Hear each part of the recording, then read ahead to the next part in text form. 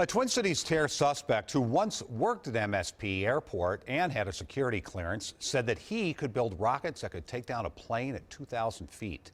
An FBI agent made that testimony today during a hearing for Abdirizak Warsame. The hearing's to determine whether he should remain in jail pending the outcome of his case. The FBI arrested Warsame earlier this month.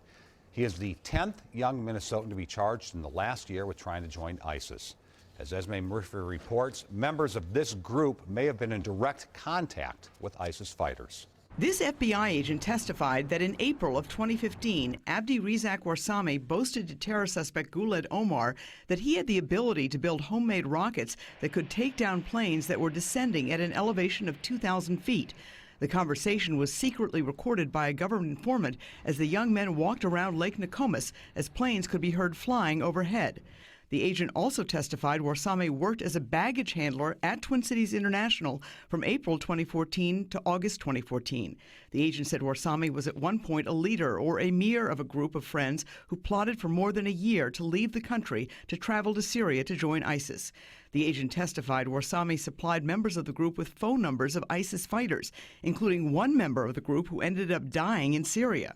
The agent also testified that Warsame provided another terror suspect, Adnan Farah, with $200 to obtain a fake passport.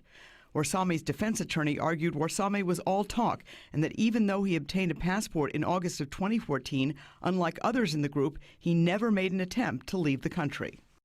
At the end of the hearing, the magistrate ruled that Warsame posed a flight risk and a danger and that he should remain in jail for now. Now, the Metropolitan Airports Commission spokesperson Pat Hogan tells us that Warsame actually worked at the airport for a longer period.